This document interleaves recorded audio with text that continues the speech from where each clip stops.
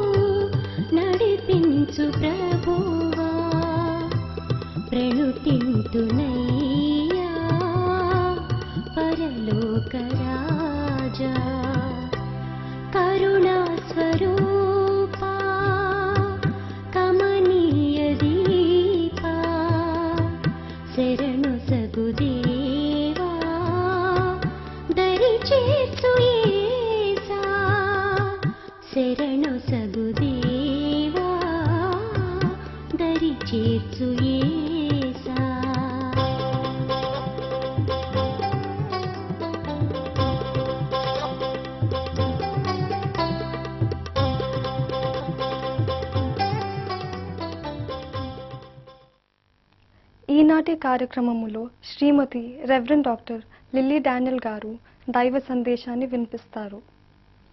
ఈ కార్యక్రమాన్ని చూసిన మిమ్ములందరినీ దేవుడు దీవించాలని మా ప్రార్థన. మరణాత మధుర స్వరం అనే టైటిల్ ద్వారా సువార్తను అందించడానికి ప్రభువారు ఇచ్చిన కృపను బట్టి దేవదేవునికి నేను వందనస్తురాలనై ఉన్నాను. అత్యంత అభిమాన పాత్రులుగా మీరు నన్ను ప్రోత్సహిస్తూ, ప్రేమిస్తూ, ప్రార్థిస్తూ ఉత్తరముల ద్వారా, టెలిఫోన్స్ ద్వారా మీరు మాకు తెలియచేస్తున్నటువంటి మీ ప్రేమను బట్టి మరొక్కసారి ప్రేక్షక మహాశైలకు నా హృదయపూర్వక వందనాలు తెలియచేస్తూ ఉన్నాను. ప్రభు యొక్క మహాకృపను బట్టి అమెరికా దేశంలో 2 మాసములు దేవుని సువార్తను ప్రకటించడానికి, దాదాపు 9 రాష్ట్రములను దర్శించడానికి, అనేక మంది తెలుగు ప్రజలను అలాగే అమెరికన్స్ను కలుసుకోవటానికి, సువార్తను ప్రకటించడానికి ప్రభు నాకు ఇచ్చిన ధన్యతను బట్టి దేవదేవునికి నేను మొదటగా వందనస్తురాలనై ఉన్నాను. నేను ఊహించిన దానికంటే, అడిగిన దానికంటే అత్యధికంగా ప్రభువారు ఆ దేశంలో నన్ను వాడుకొని తిరిగి క్షేమముగా ఇండియా దేశమునకు తోడుకొని వచ్చి మరలా మరొకసారి మీ అందరితో కలుసుకోవటానికి, మనందరము కలిసి దేవుని నామాన్ని గొప్ప చేయటానికి ప్రభు ఇచ్చిన ఆరోగ్యమును బట్టి, ఆయుష్ను బట్టి, ఇచ్చిన సమయాన్ని బట్టి, ఆయన కృపను బట్టి ఆయనకే ఘనత, మహిమ, ప్రభావములు చెల్లిస్తూ ఉన్నాను. అలాగే శుభవార్త ఛానల్ వారికి కూడా, అలాగే వారి యొక్క ఫ్యాకల్టీ అందరికి కూడా నా హృదయపూర్వక వందనాలు తెలియచేస్తున్నాను.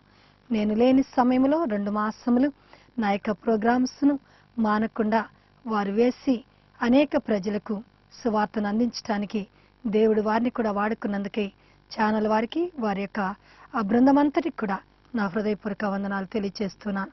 అదే సమయంలో నేను లేని సమయంలో నా యొక్క సంఘమును, నా కుటుంబమును, నా భర్తను, నా బిడ్డలను దేవుడు కాపాడిన విధానం బట్టి కూడా దేవదేవునికి నేను వందనస్తురాలనై ఉన్నాను.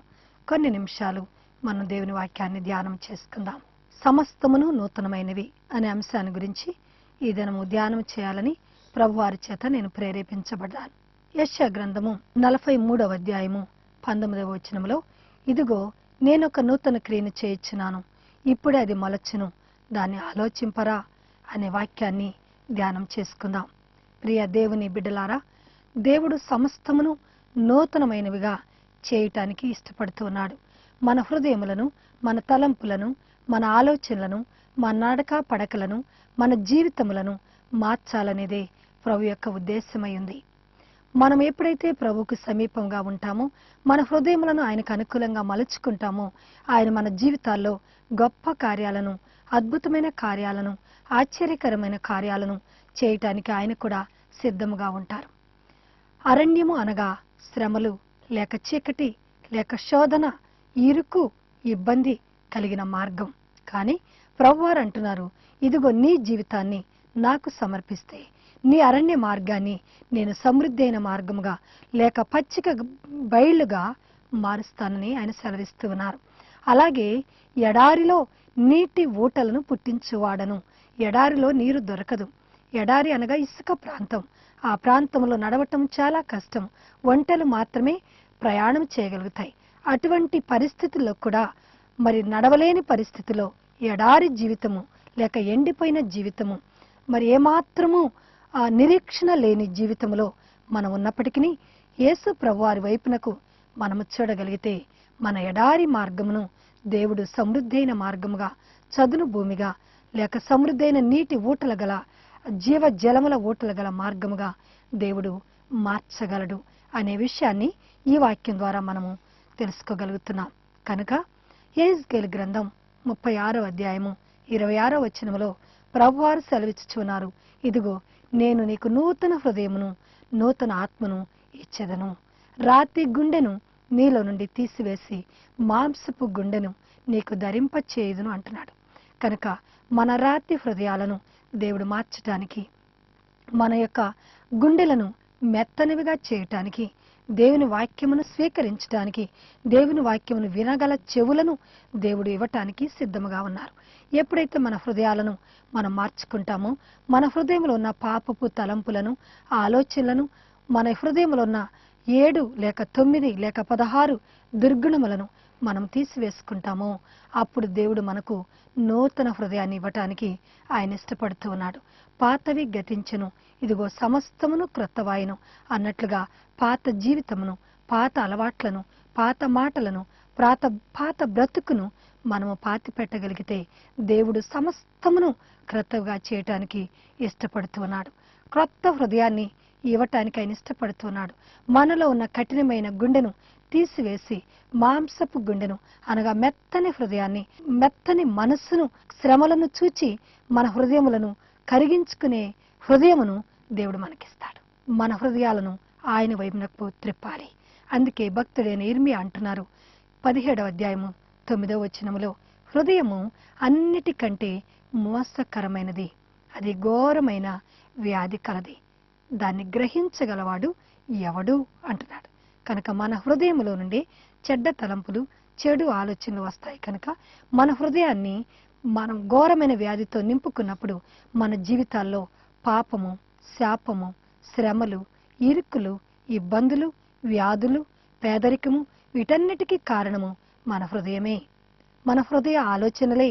మనం వాటిని సరిచేసుకుని మన హృదయాన్ని దేవుని వైపునకు మళ్లించినప్పుడు, ఆయన ఆజ్ఞలకు లోబడినప్పుడు, ఆయన కట్టడలను మనం అనుసరించినప్పుడు, ఆయన చిత్తానుసారముగా మనము జీవించినప్పుడు మన జీవితాలను దేవుడు మార్చివేస్తారు.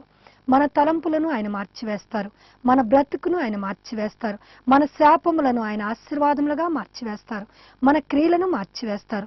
మన సమస్తమును ఆయన మార్చివేస్తారు. గతములో మనల్ని చూచిన వారు వీరిలో ఇలాంటి మార్పు ఏమిటి, వీరు ముందు ఉన్నవారు కారు అని గుర్తించేటటువంటి మార్పు మనలో కలుగుతుంది.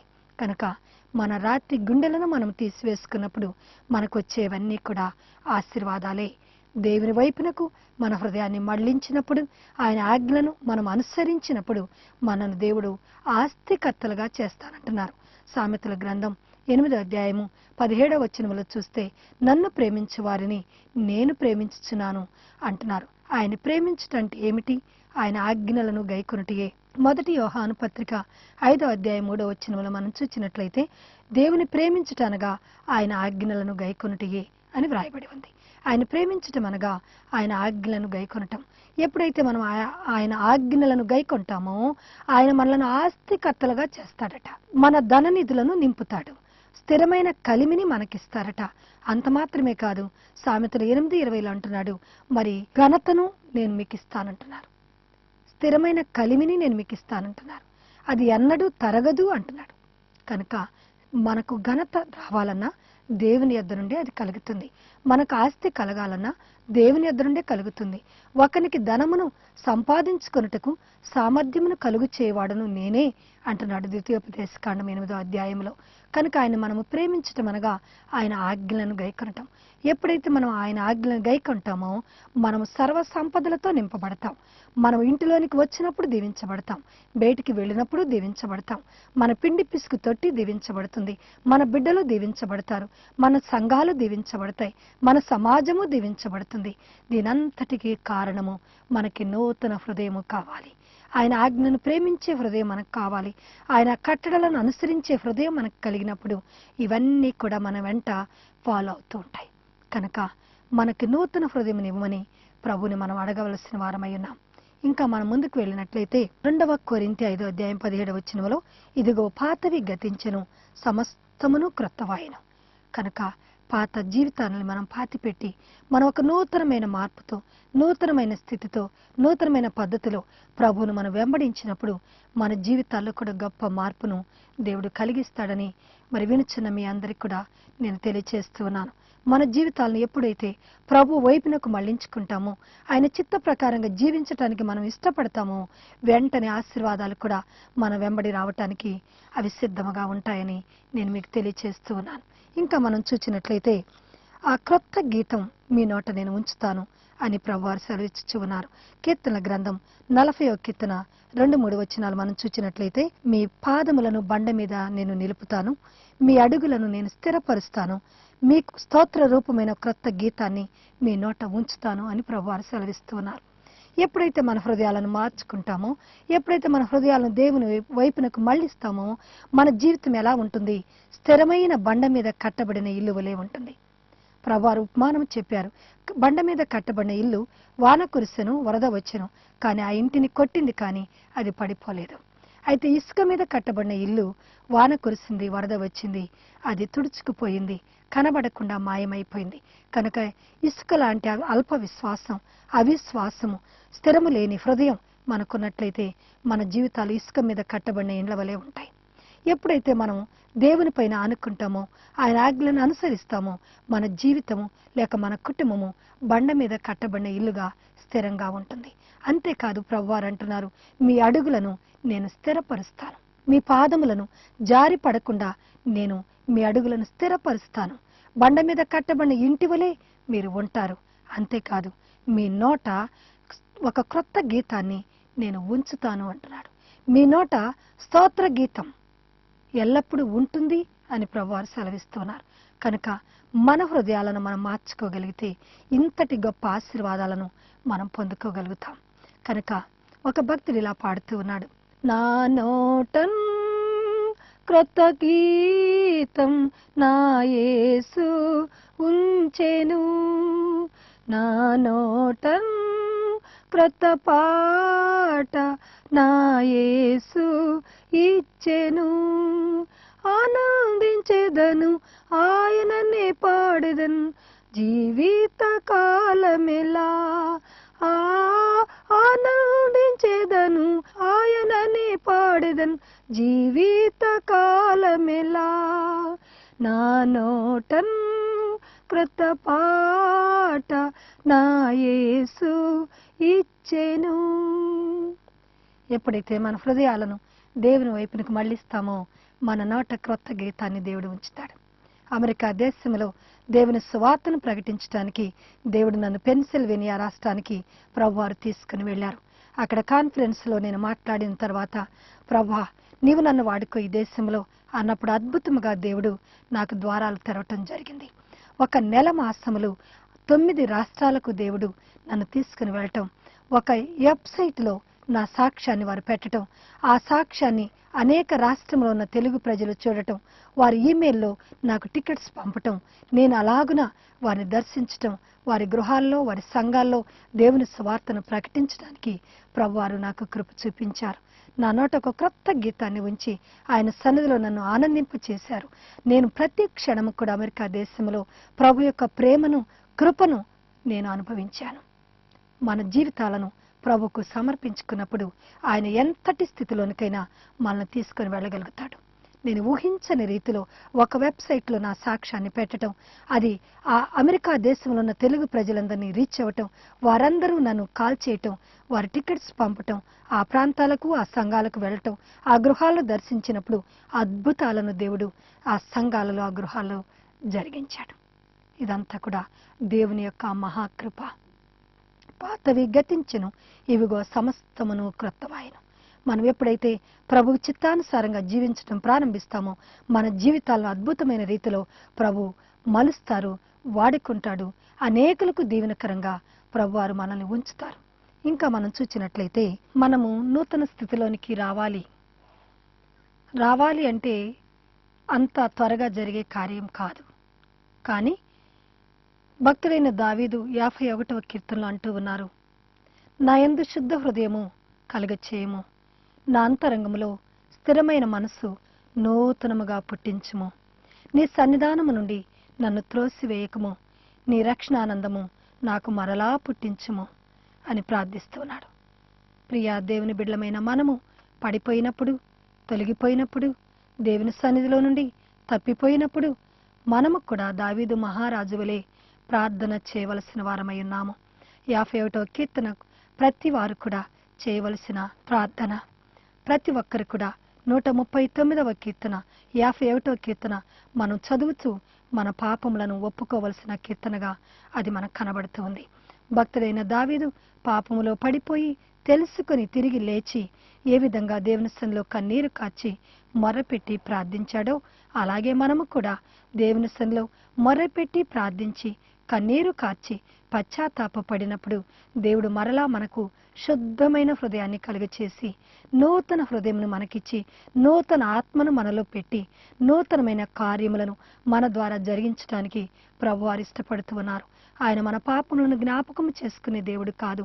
ఆయన అంటున్నారు, మీ పాపములను నా వీపు వెనక పారవేసి ఉన్నాను, ఎందుకనగా మరి ఎన్నడూ కూడా అవి జ్ఞాపకము చేసుకొనకుండానట్లు నా వీపు వెనక వేసి ఉన్నాను అంటున్నారు. అలాగే మీకా గ్రంథము 7:19 అంటున్నాడు, సముద్ర అగాధములో నేను మీ పాపములను ముంచివేసి ఉన్నాను అంటున్నాడు. ఎంత గొప్ప దయగల దేవుడు మనం కలిగి ఉన్నాం చూడండి. సముద్ర అగాధములో మన పాపములను ముంచివేసి మరి ఎన్నడవి పైకి రాకుండా అవి ఎన్నడూ కూడా మనల్ని వెంటాడకుండానట్లుగా దూరముగా పారద్రోలే దేవుడు మనకున్నాడు గనుక మన పాపములను జ్ఞాపకం చేసుకుని మనల్ని మాటి మాటికి నిందించే దేవుడు కాదు, మన పాపములను మరిచిపోయి క్షమించే దేవుడు. అందుకే కీర్తనాకారుడు 30వ కీర్తన 5వ వచనంలో అంటున్నాడు, ఆయన కోపము నిమిషం మాత్రము, ఆయన దయ ఆయుష్కాలం అంతయు అంటున్నాడు. కనుక మనము పాపము చేసినప్పుడు ఆయన కోపము నిమిషం మాత్రమే మనల్ని శిక్షించి రక్షించే దేవుడై ఉన్నాడు. కనుక మనము ఏ స్థితిలో ఏ పాపములో ఉన్నామో ఈ ఉదయకాలం మనం జ్ఞాపకం చేసుకుంటూ ఆ పాపాన్ని విడిచిపెట్టి పశ్చాత్తాపంతో కూడిన కన్నీటితో కూడిన ప్రార్థన మనము చేయగలిగితే మనం పోగొట్టుకున్న ఆత్మను తిరిగి పొందుకోగలుగుతాము. మనం పోగొట్టుకున్న వరములను తిరిగి పొందుకోగలుగుతాం. మనం పోగొట్టుకున్న సేవను తిరిగి పొందుకోగలుగుతాం. ఈ లోకాశలలో లొంగిపోయి క్షణకాలమైన పాపమునకు లొంగిపోయి దేవుని యొక్క ప్రశస్తమైన శ్రేష్టమైన సేవను పాడు చేసుకున్న వారి ఎందరో మనకు కనబడుచున్నారు. వారందరూ కూడా దేవుని సన్నిధిలో తిరిగి పశ్చాత్తాపంతో ప్రార్థన చేసినట్లయితే ఆయన అంటున్నాడు, అతిక్రమములను దాచుకున్నవాడు వర్ధిల్లడు, కానీ వాటిని ఒప్పుకొని విడిచిపెడితే నేను మరలా తిరిగి మిమ్మను కరుణిస్తాను అంటున్నారు. కనుక మన పాపముల విషయమై పశ్చాత్తాపడదాం, ఏడుద్దాం, కన్నీరు కారుద్దాం, ఉపవాసం ఉందాం, రోదిద్దాం. దావీదు వలె మన దేవుని సన్నిధిలో మొరపెడదాం. తిరిగి ఆయన దయచూపి మన కరుణించే దేవుడై ఉన్నాడు. తూర్పునకు పడమట ఎంత దూరమో మీ పాపములను నేను అంత దూరపరిచి ఉన్నానని ప్రభువారు సెలవిస్తున్నారు. కనుక సాతాను ఒకవేళ నీ దగ్గరికి వచ్చి నీవింత ఘోర పాపివి, నీవేమి సేవ చేస్తావు, నీవింత ఘోర పాపివి, నీ వరములను పోగొట్టుకున్నావు, నీవింక సేవకు పనికిరావు, నువ్వు ప్రార్థన చేయటానికి కూడా పనికిరావు అని ఒకవేళ వాడు చెప్పినట్లయితే నమ్మవద్దని మీకు మనవి చేస్తున్నాను. దేవుడు దయగల దేవుడు. ఆయన క్షమించుటకు సిద్ధమైన మనసు గలవాడు. ఆయన క్షమించి కరుణించి తిరిగి మరలా అంతకంటే బలముగా వాడుకోవటానికి ఇష్టపడే దేవుడై ఉన్నాడు. కనుక మనము నూతన హృదయాన్ని ఇవ్వమని ప్రభుని అడుగుదాం. నూతన ఆత్మతో నింపమని ప్రభుని అడుగుదాం. నూతన అభిషేకమును దయచేయమని ప్రభుని అడుగుదాం. నూతనమైన రీతిలో ప్రభుని ఆరాధన చేద్దాం. ఒక క్రొత్త గీతములను పాడి ఒక నూతనమైన మార్పు ప్రజలందరికీ మనలో నుండి కనబడినట్లుగా మనం మార్పు చెందుదాం. అట్టి మార్పుని ఇవ్వమని ప్రభుని అడుగుదాం. మరొక వాక్యాన్ని మనం చూద్దాం. మన మనస్సు మారి నూతన పరచబడిన వారమై నీతి యథార్థమైన భక్తి గలవారమై దేవుని పోలికగా సృష్టింపబడి నవీన స్వభావమును ధరించుకోవాలని ఎఫెసీ 4:22 నుండి 24 వరకు వ్రాయబడి ఉంది. మనము రూపాంతరము చెందాలి, అనగా మారు మనస్సును పొందాలి.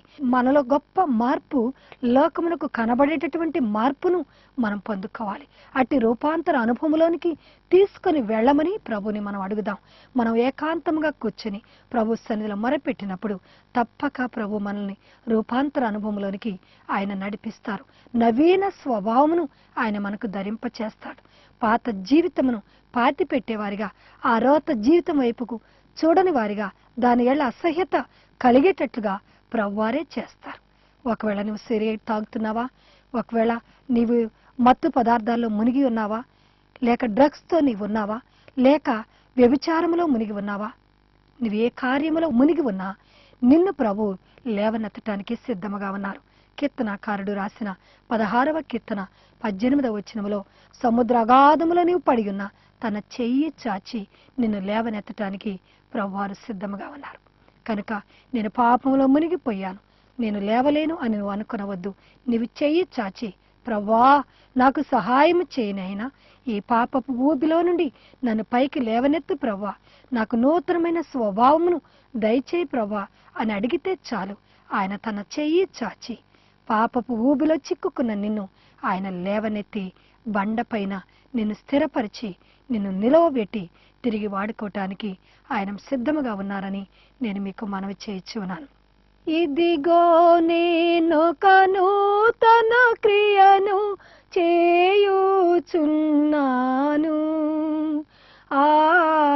ఇదిగో నేను నూతన క్రియను చేయుచున్నాను, ఈనాడే అది మొలచును దాని ఆలోచింపారా, ఈనాడే అది మొలచును దాని ఆలోచింపారా, ఇదిగో నేను నూతన క్రియను చేయుచున్నాను,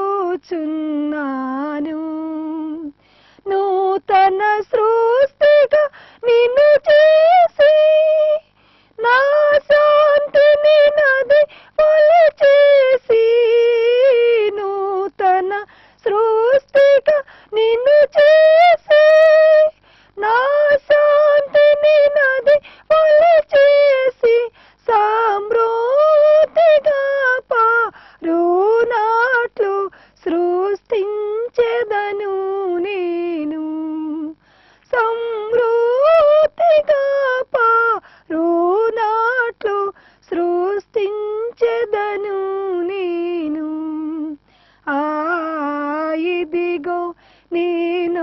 నూతన క్రియను చేయుచున్నాను. ప్రార్థన చేసుకుందాం. మహాపరిశుద్ధుడైన నా పరమ తండ్రి, నీ పరిశుద్ధ పాదములకు స్తుతులు, స్తోత్రములు, నమస్కారములు. ఈ ఉదయ కాలము నీ ప్రియ బిడ్డలు నీ వాక్యమును విని ఉన్నారు. ఎవరెవరు పాపపు కట్ల చేత కట్టబడి ఉన్నారో, ఎవరు ఏ యొక్క క్రియలకు బానిసలైపోయి బయటికి రాలేని స్థితిలో ఉన్నారో అట్టి వారిని ఉదయకాలము మీరు విడిపించమని వేడుకొనిచున్నాను. ఎందరు కొంతకాలము నీ సేవలో సాగి ఆగిపోయి ఉన్నారో వారిని తిరిగి బలపరచమని, ముందుకు నడిపించమని వేడుకొనిచున్నాను.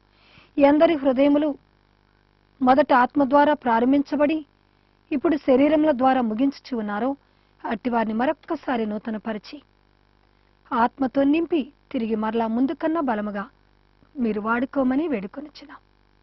ఉదయకాలమందు విన్న బిడ్డలందరికీ బోధించిన నాకు మరొక్కసారి నూతనమైన హృదయమును, నూతన ఆత్మను, నూతన అభిషేకమును, నూతన తైలాభిషేకమును, నూతన వరములను, నూతన ఫలములను, నూతన ప్రార్థనా జీవితమును, నూతన సమర్పణను, నూతన తీర్మానమును, నూతనమైన పద్ధతిలో నిన్ను సేవ చేసే భాగ్యమును మీరు మాకు అనుగ్రహించమని, అట్టి నూతనమైన మార్పును నాలోను మాలోను మీరు తోడుకొని వచ్చి నీ రాజ్య వ్యాప్తి కొరకు మమ్మల్ని అందరినీ ఆయత్తపరచమని వేడుకొనిచ్చున్నాం.